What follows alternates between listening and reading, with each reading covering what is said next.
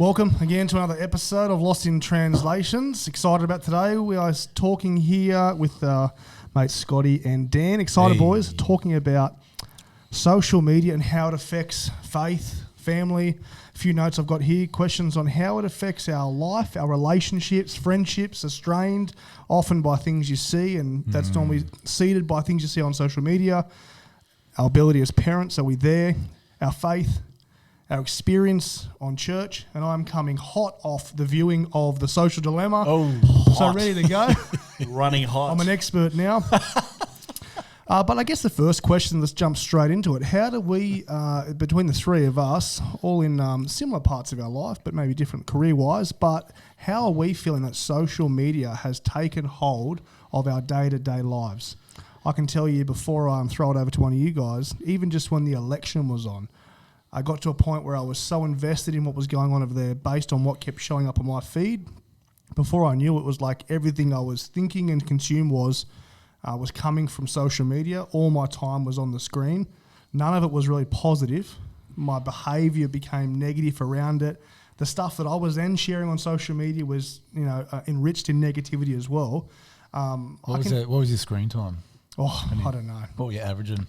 I feel like there's only 24 hours in a day. Did you need a calculator? Maxed There's out. only 24 hours in a day, but I felt like a lot of it was, that's not even including, forget just social media, it's not even including just my screen time in front of the TV.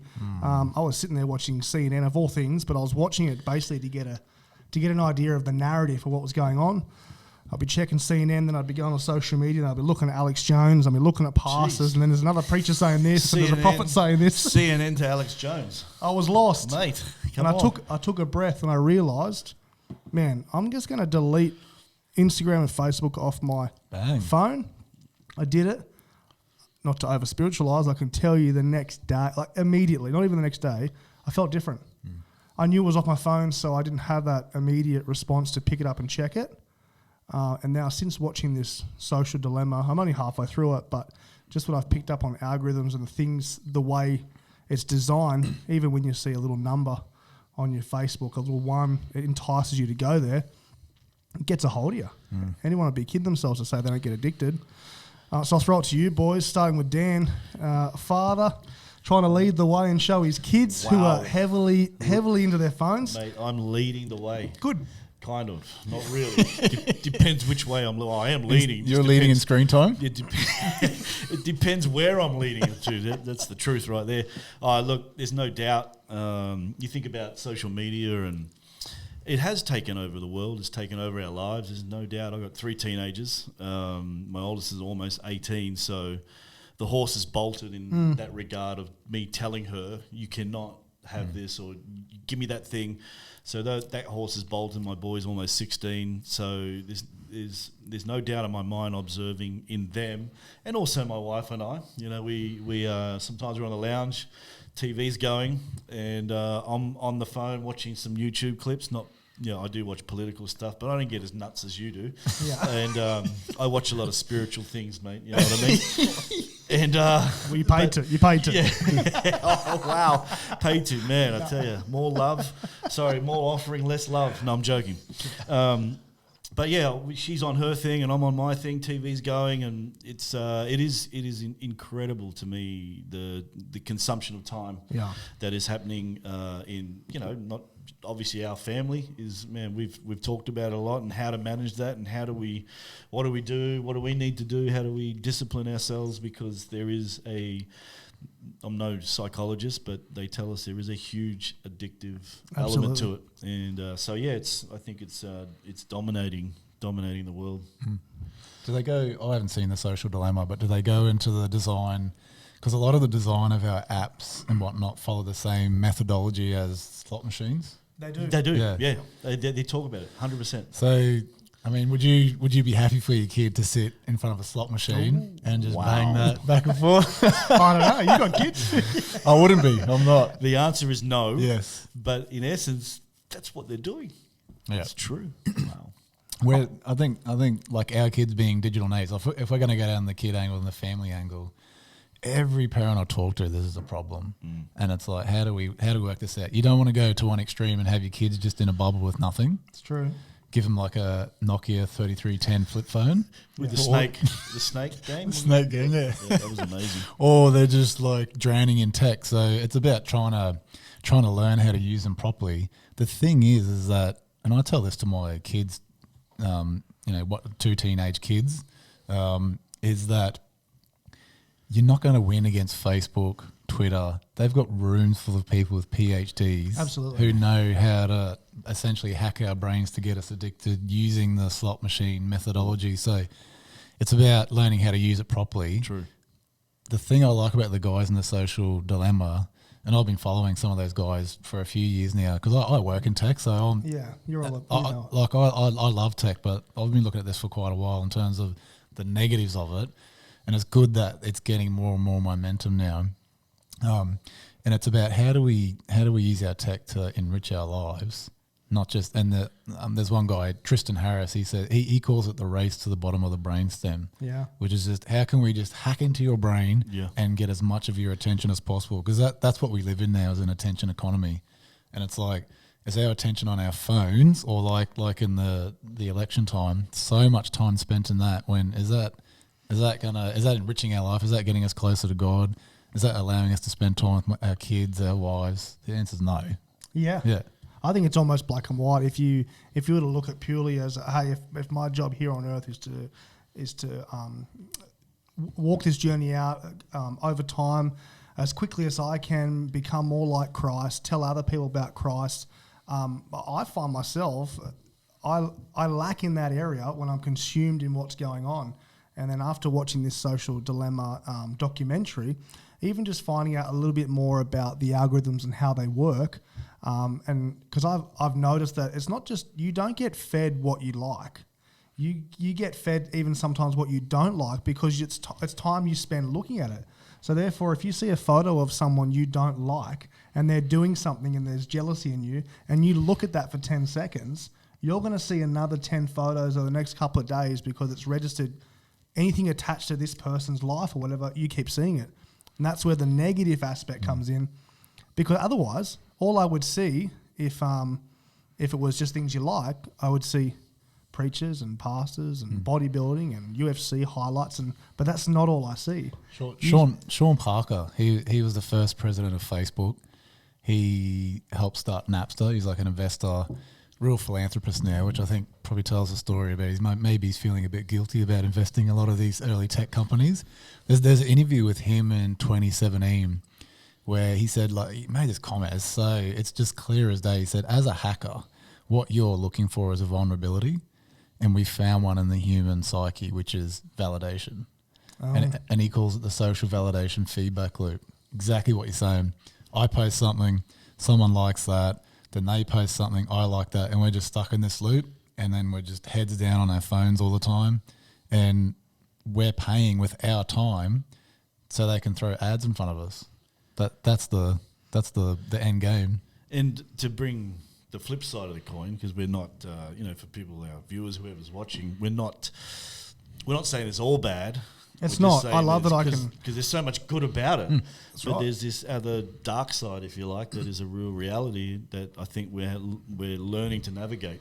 Because there is so much good about what we're talking about, but there is this real, I think, element. Obviously, Social Dilemma's coming out with some stuff, and the reality of that. And so learning to navigate that is a real challenge with our generation, especially our kids. I think they're the first generation to have to deal with this sort of stuff, and parents. And I said to my wife the other week, this may go against the grain, but I said to her, if I could, I would take the world back to the 80s, in relation to this.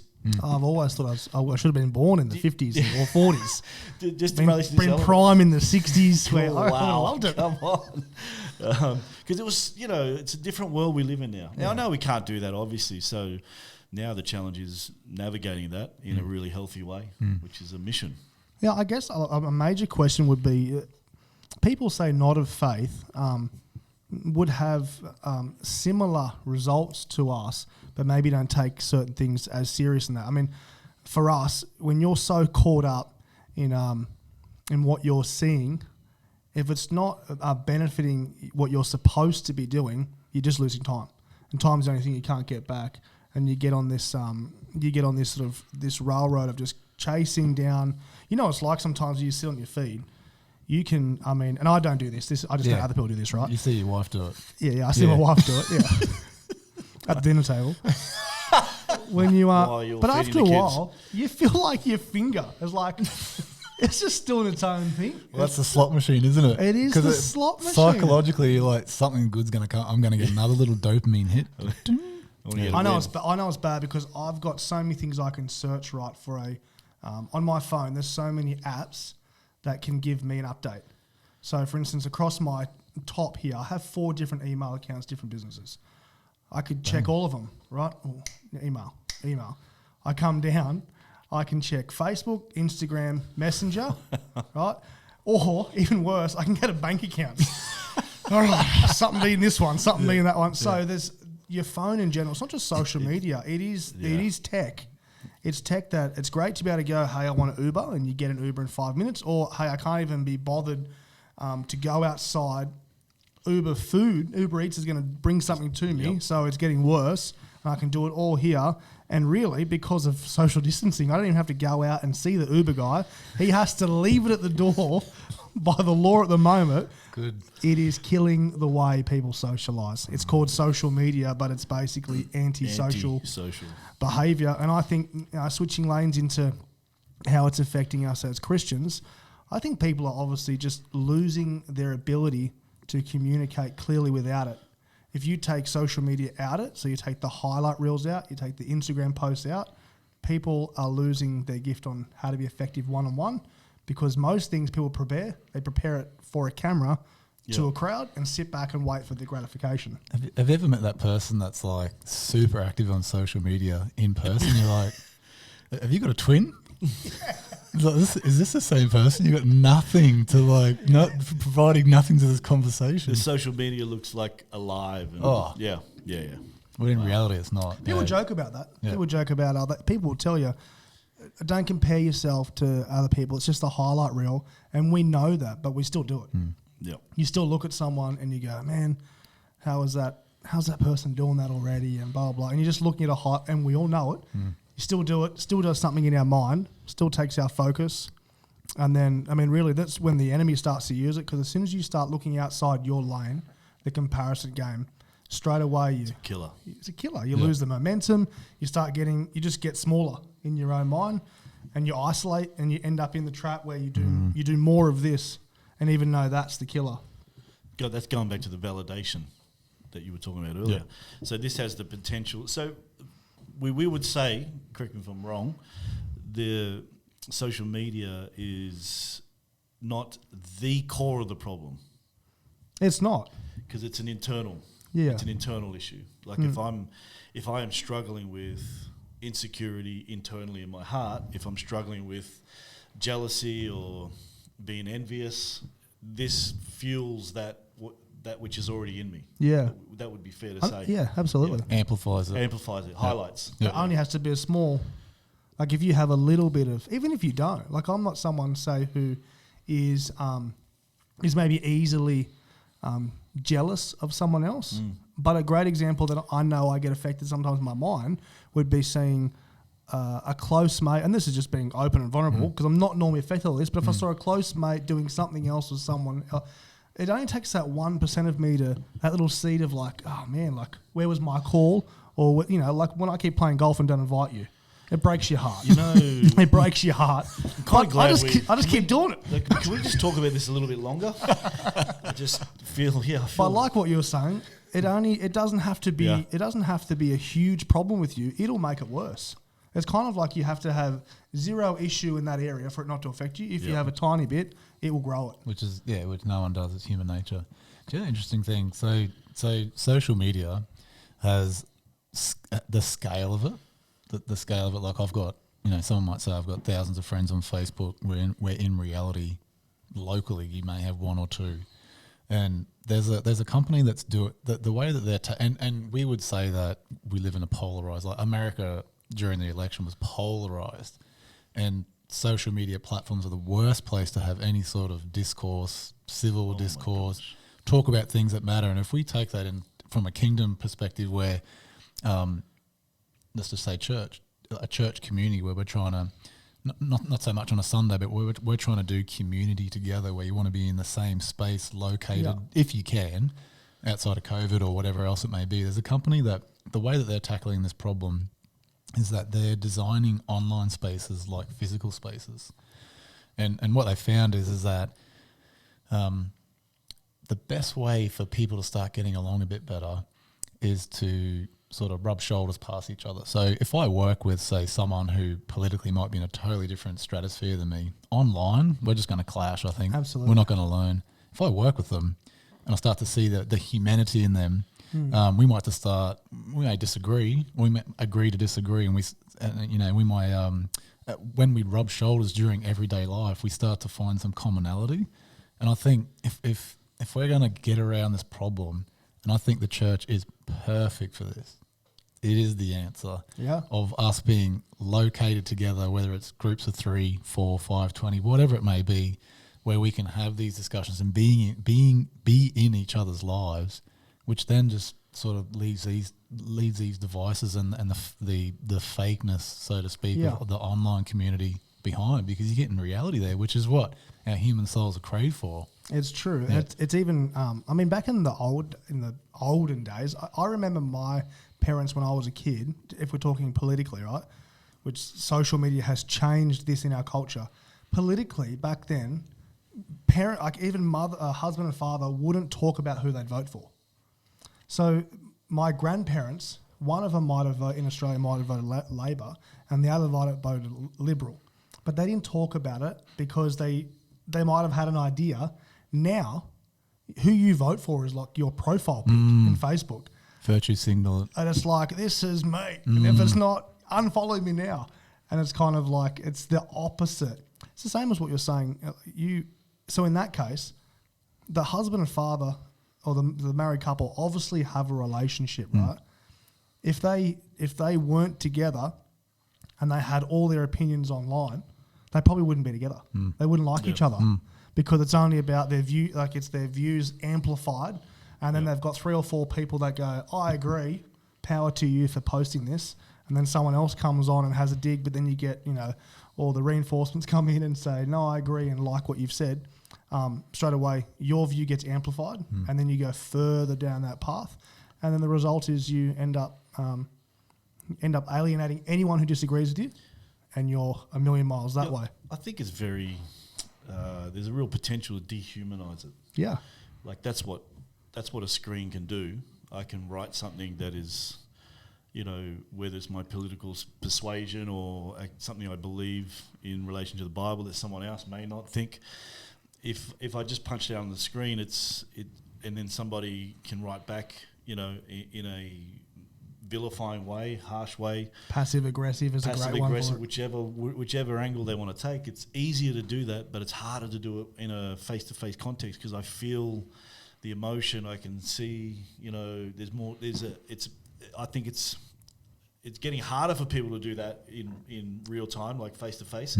This is becoming easier, which I don't think is a good thing when it comes to conversations and people airing out their laundry and, spitting out a whole bunch of stuff on screen because it's just black and white. There's I can't see your eyes, I can't see your heart, I can't hear the tone. I just see some words on the screen, and it has I think it has a real potential to break down the skill we talked about earlier. I think the skill to sit down in a room and dialogue. It's the art form, isn't it? It's an art. It's an art that's getting lost. Yep. I think to be able to converse in a room, 100%. I see it in my kids. Yeah. They're more happy to sit in front of a screen than, they do it. They'll get out in the group and all that, but you can definitely see, like, wow, this is... Did you guys see on I don't know if you saw my Instagram, I was in Sydney and just on the weekend gone, and there was, in Darling Harbour, there was some people you could jump in boats, just like they had a little section where you could jump in a boat and paddle around. I'll put it up. Maybe I'll put the video up on our channel. And there was a couple. Oh, don't tell me that. In the boat, like this. No. Yeah. Like not even look for ages. I videoed it. I just captioned it. They were just quality time. They were connecting. It was so funny. I had a couple of spitfire questions, right? Even though we know the answers to this, the funny thing is the result is we don't change. Do you think social media makes you a better Christian? No. Do you think social media would make you a better husband? No, not that one. But I would say yes to that one. Oh, like parts of it. Yeah, that's if you know how to use it. Yeah. Most people don't though. Yeah, fair Most call, most fair people call. get most get pop down. It's supposed to be all no answers. Do you think it makes you a? Do you think devices, social media, tech makes you a better parent?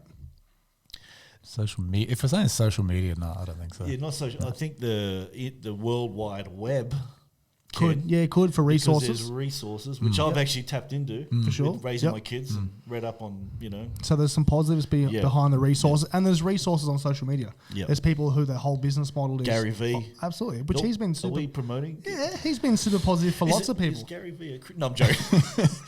He's amazing though. He's Yeah, amazing. He's amazing. This comes back to the point we were making earlier about they're good when they're designed to make us flourish. Yeah. Humanity flourish. Let's go right back to the garden again, where we created in the image of God. We're Take us there, Scott. Take us we're there. given the ability to form community, do things that benefit the human race. When they don't, they're just not good.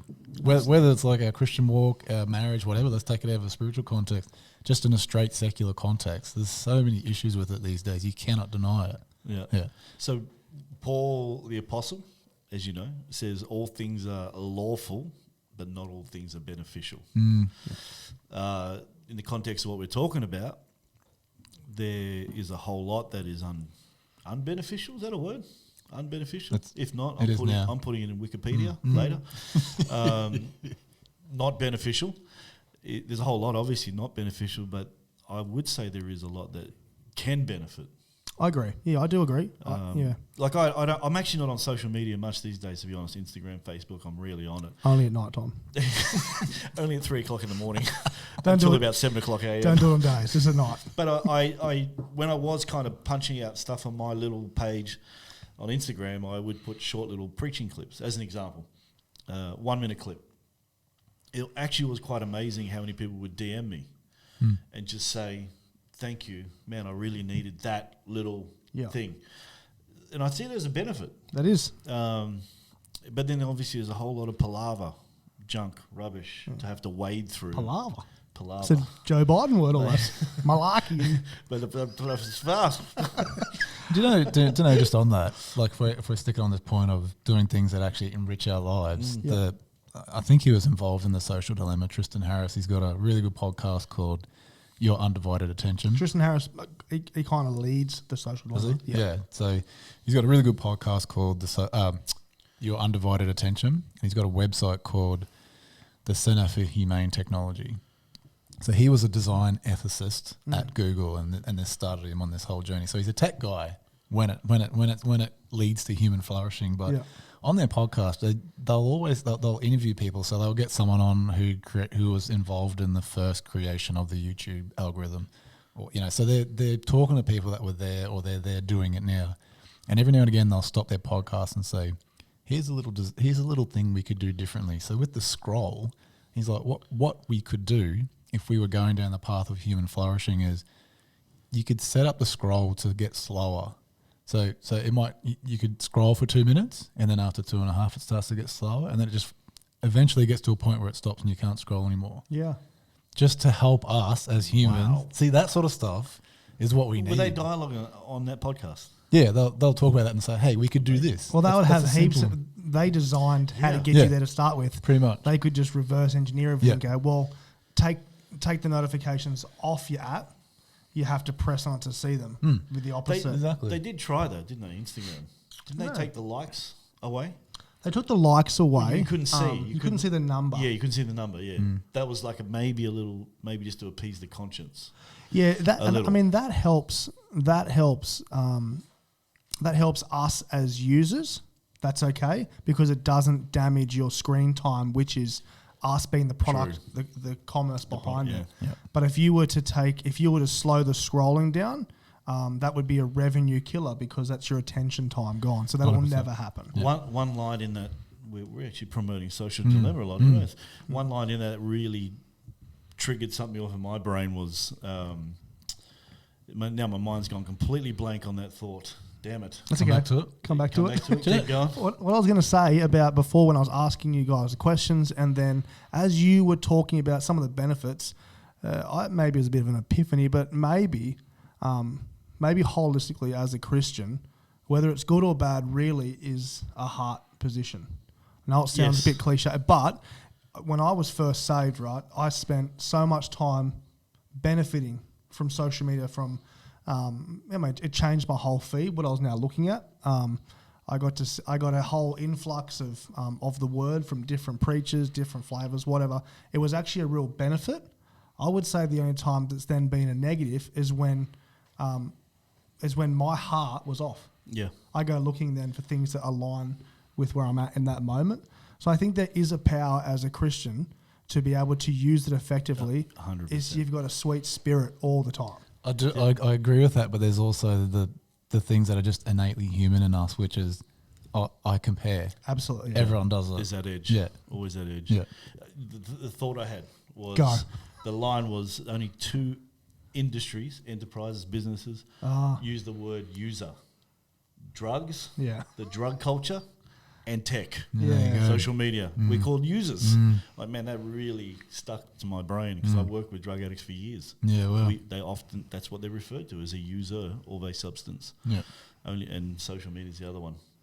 But coming back to the heart thing is it's a big deal. The heart issue, it's a big deal, and I think this really does draw out what is in here. At a real core level. Exposes it. Like as an example, if this had coffee in it, which it doesn't. I finished it. And now you did finish it. Narissimo coffee, just a little plug there. Narissimo Let me ask you a coffee. question. I know this is only one. There's no right or wrong here, but let me ask you a question. If the coffee was in there and I bumped the cup and the coffee come out, why did the coffee come out? Because you bumped it. Correct. Because there's too much. Could answer 2. Second prize, first. But if you think about this, the coffee came out because it was in there. Yeah. If it's not in there, It's true. If it's not in there, it ain't coming out. Preaching along right there. So, I preached it He's before. used You that. can tell. It is. But it's true. Like if you think if it's not in here, it's not coming out. So because the Bible does say whatever's in the heart, out of the abundance of the heart, the mouth will speak, and protect the heart, guard the heart, because out of it flows the issues of life. If fear is not in here, or anxiety or say insecurity is at the core of my heart, then it's not coming out of me. As an example, I get angry when driving. I get really triggered or fast. Queenslanders, we live in Queensland. If you don't know where that is, it's in the north of Australia, east coast. Queenslanders are hopeless drivers, in my opinion. Shocking. Terrible drivers. Whoa. And I get very agitated. I'm a New South Wales boy. That's another state in Australia, a great state, greatest state. Oh, I shouldn't go there. But no, like I get frustrated and I have to ask the question, why am I getting so angry? It's not actually their fault. It's something already in me. Good point. Well, I want to leave it there. We're going to do a part 2 on this. So thanks for joining us. Thanks for watching. I hope there was something beneficial in there for you, and maybe, if nothing else, but just to highlight how you use your social platforms and your devices. And Get off it. Get off it. Yeah. Is it helping you? Is it helping you? Get off it. Thanks for watching. Especially while driving, Queenslanders. Wow. That's one of the bad drivers. The Queenslanders are great. We love them. I'm joking.